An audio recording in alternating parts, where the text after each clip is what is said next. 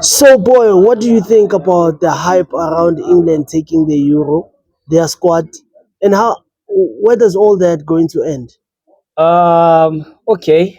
Firstly, the hype of England taking the Euro, I think they undermine the competitiveness of European national football, if we have to be honest, because they spoke about, somebody actually spoke about any of their players making the starting 11 of the French national team, which was a disrespect to World Cup finalists.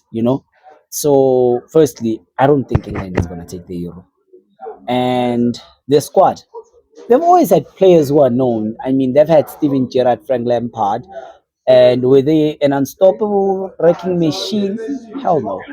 And I feel like, the more you have players who look good on paper, maybe a dream 11 of some sort, is the more likely it is to be a disaster on a combinations perspective. So their squad is a good squad, full of good talent.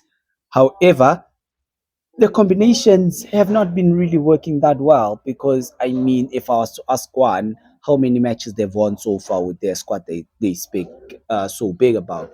To be specific, if there was one game which would be used as a benchmark to judge England, it would be the game against Brazil.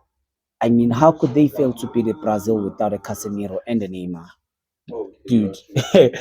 And about their fate, I think it's going to be the same as the World Cup, if I have to be honest.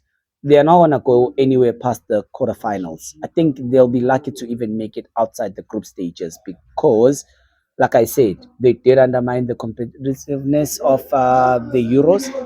And also, they're not really even winning games to scare people. I mean, Portugal had a dream run in qualifying for the Euros, and they're already showing signs of choking with having lost to Croatia, which was a very testing game. So I don't think England is going to win the Euros. I do not think they're going to make the quarterfinals. They were even lucky to make those quarterfinals that I'm talking about. I mean, I don't think they'll get anywhere past the quarterfinals. And who's taking it if England is not taking it? I know that one will ask me that.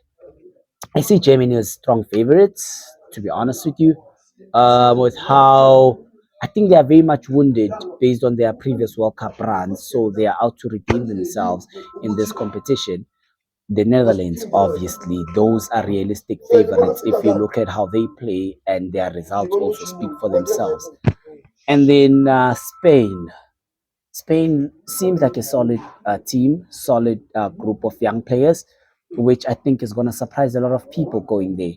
So, I mean, but it's not as simple as I'm speaking about it as I am. So let us go watch football, enjoy it, and it also surprise people and also surprise me also. But mark my words on what I said about England. Cheers, guys.